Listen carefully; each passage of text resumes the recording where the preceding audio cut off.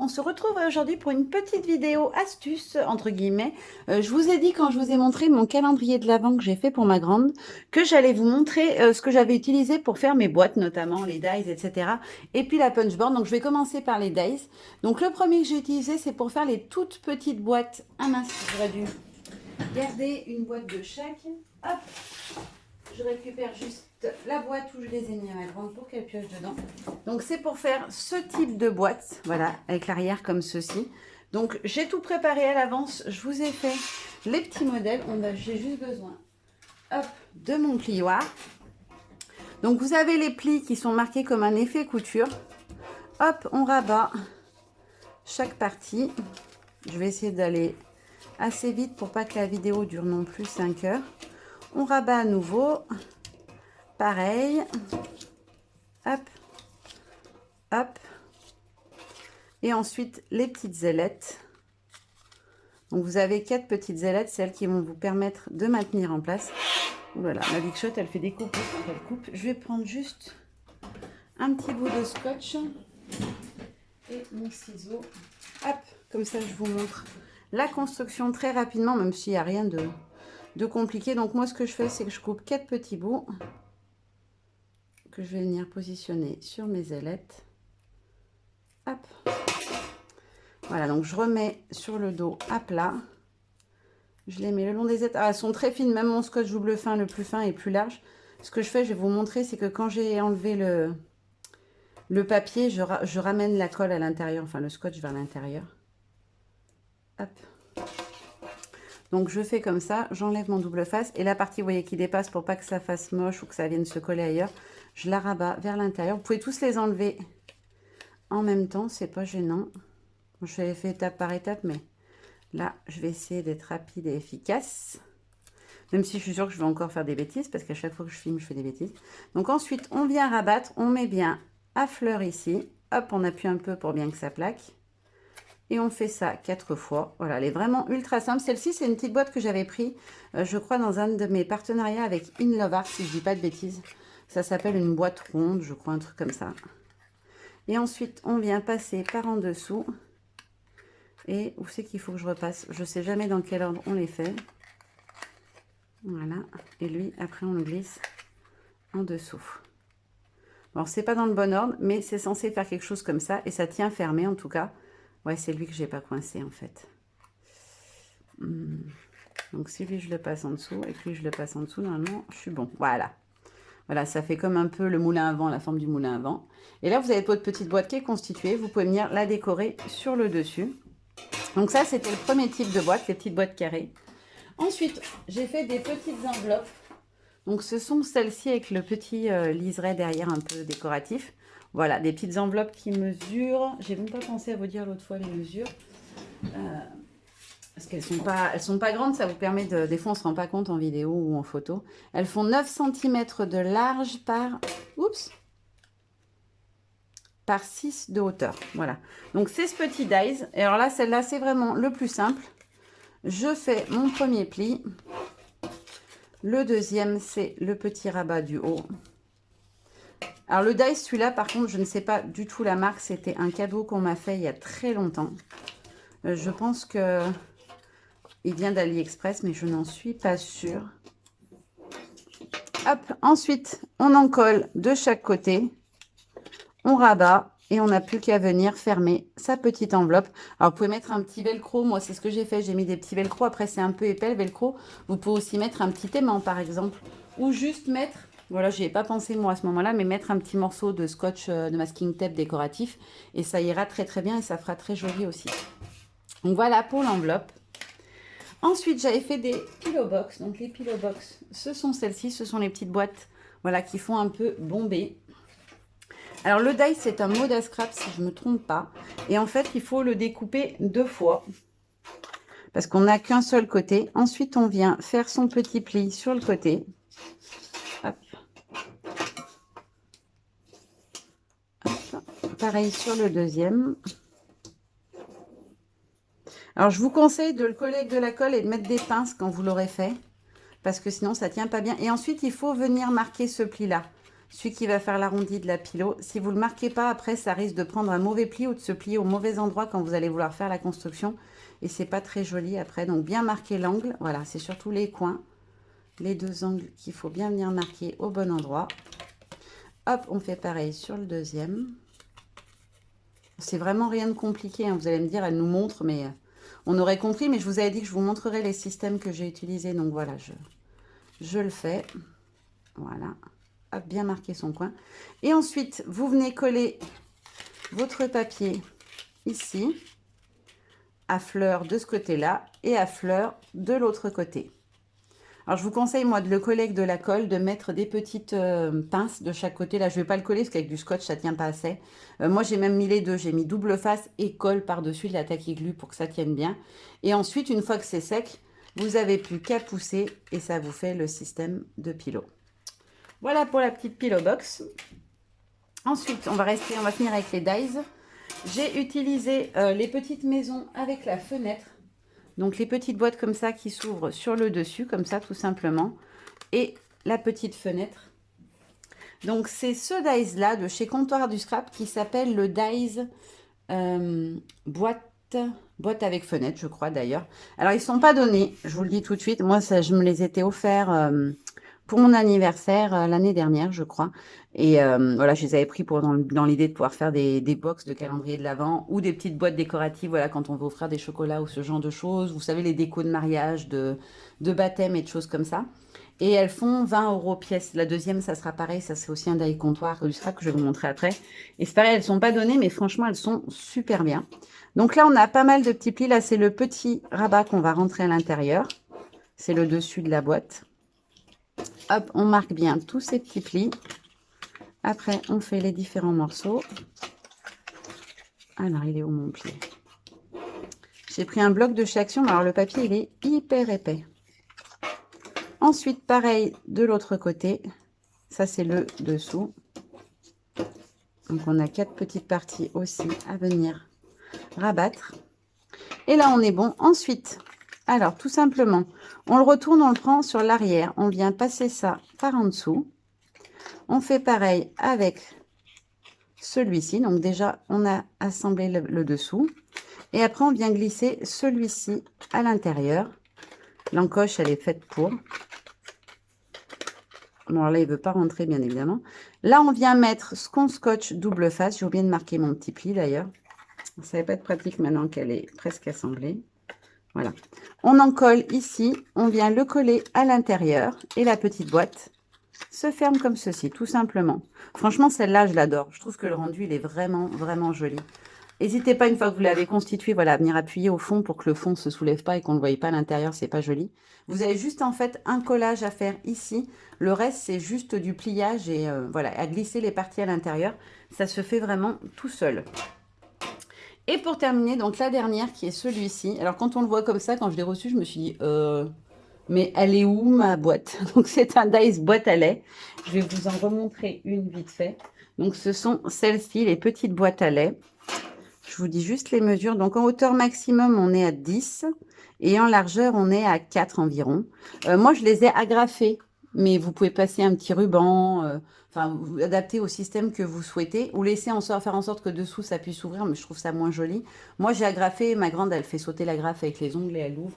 Je trouve que c'était pas très compliqué. Donc, voilà, j'ai juste agrafé. Alors, je suis désolée, mon papier est dans un état très abîmé. J'ai découpé avec ma vieille Big Shot au lieu de sortir la neuve. Et du coup, ça m'a pas fait des plis très jolis. Mais bon, j'en ai fait plein, donc maintenant, je connais le système, je sais où ça se plie. Hop.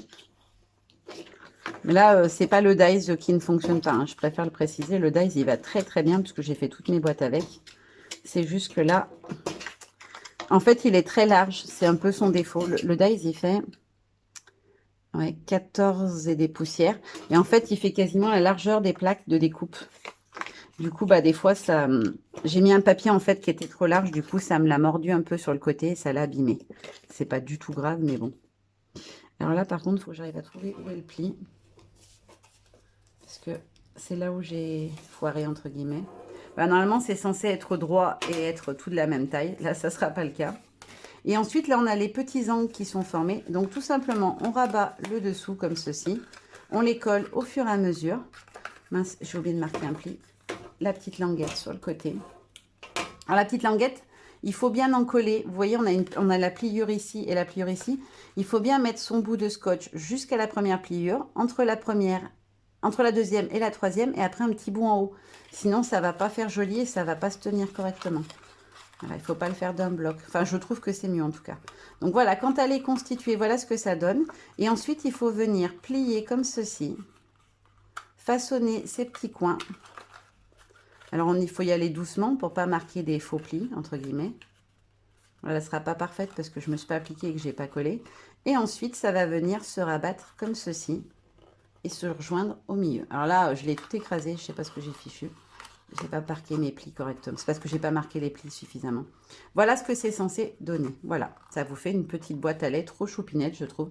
Alors, je la pensais plus grande, mais après, c'est quand même pas mal 9 cm pour un calendrier de l'Avent. Moi, par exemple, j'ai mis des vernis pour la grande ou voilà, des produits cosmétiques en petits flacons. C'est largement suffisant pour y rentrer quand même pas mal de choses. Et c'est donc un dies comptoir du scrap qui s'appelle Die boîte à lait.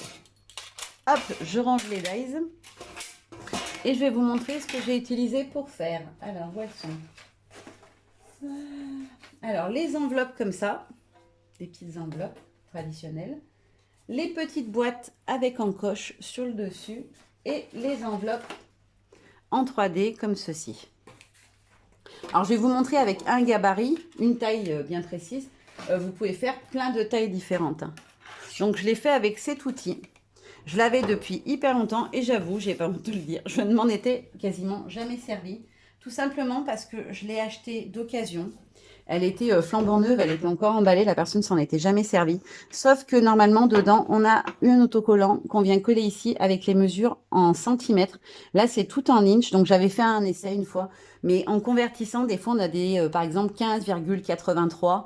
Si vous mettez 15,8, des fois, il va vous manquer quelques millimètres ou 2 quarts de millimètre, quoi.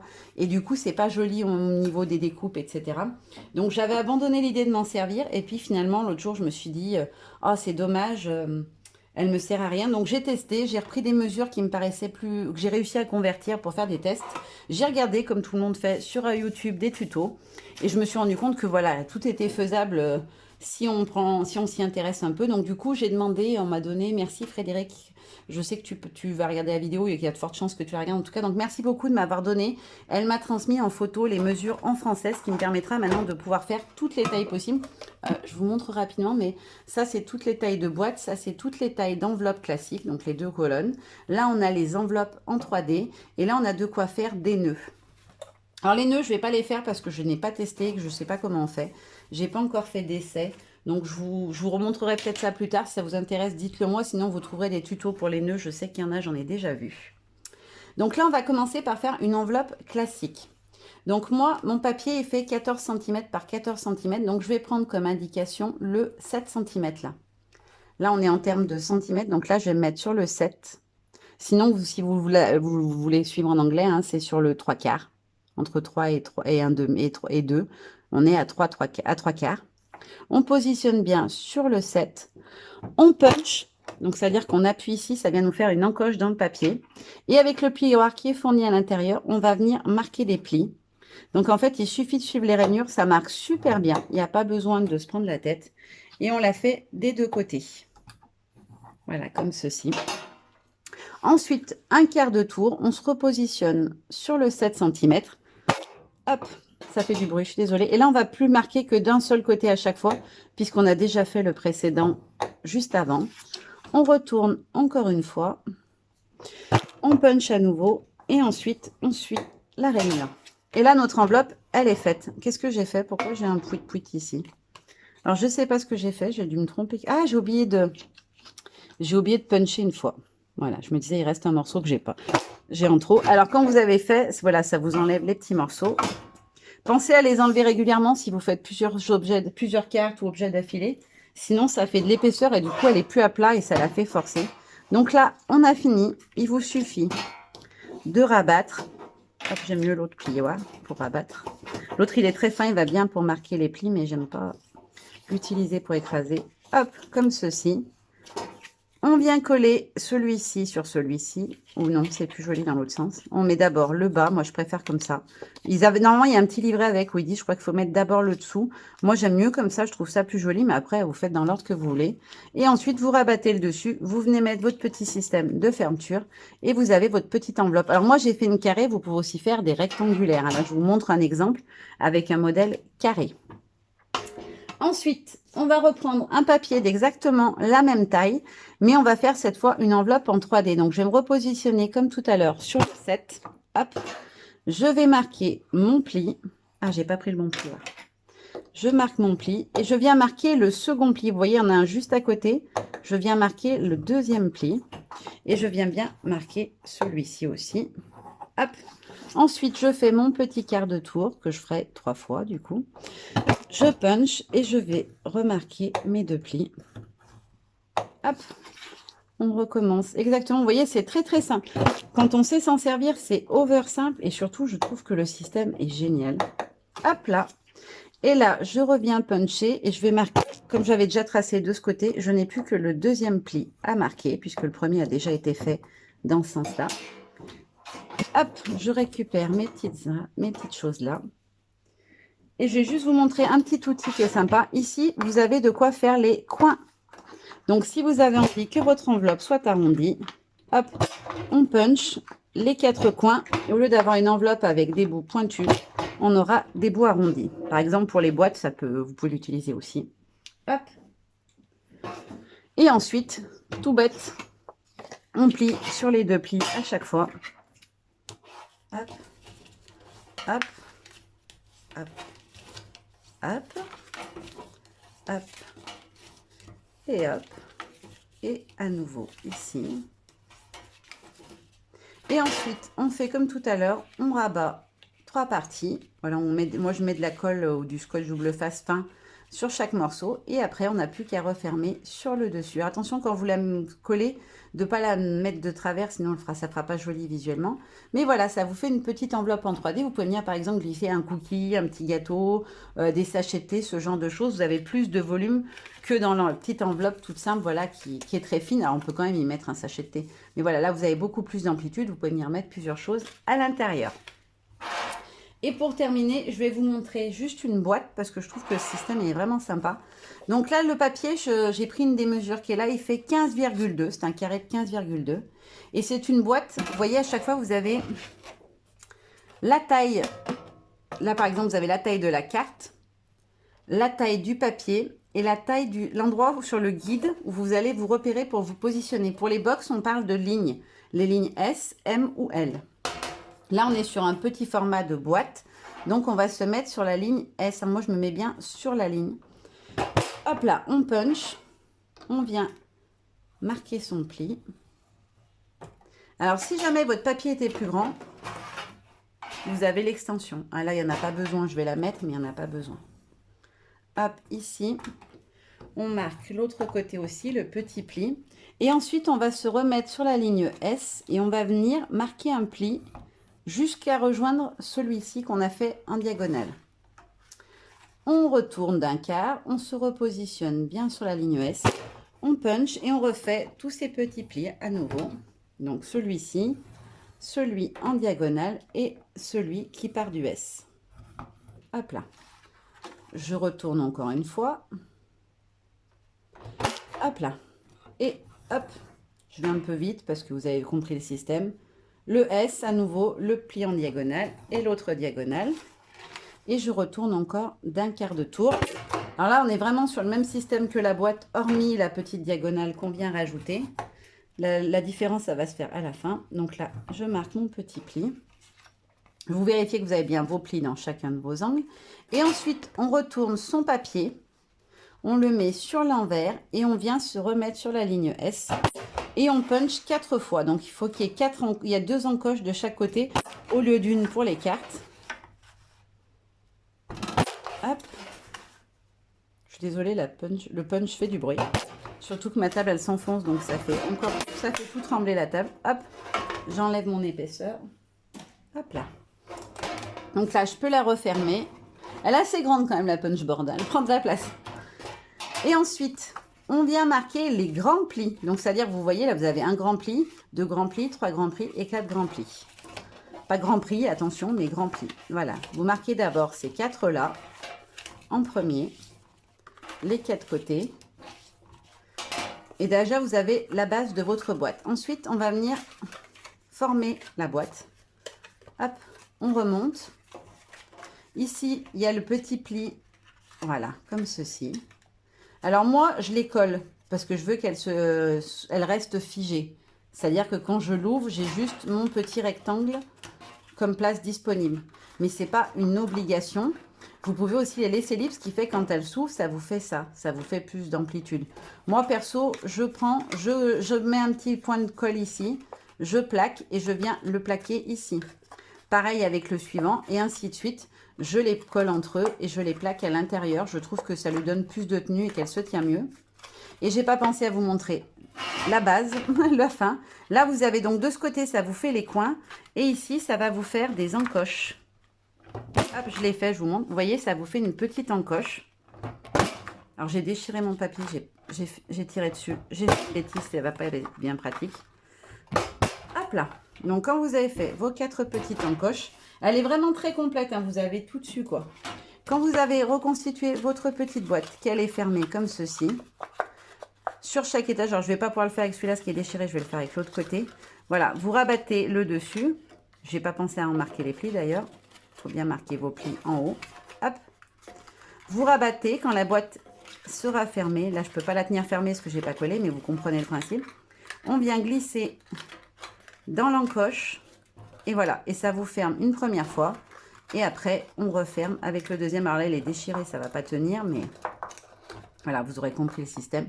Et voilà ce que ça donne. Il faut bien pousser pour que l'encoche se mette bien à fleur. Et vous avez une petite boîte qui est toute choupinette, je trouve. Franchement, c'est super rapide à faire.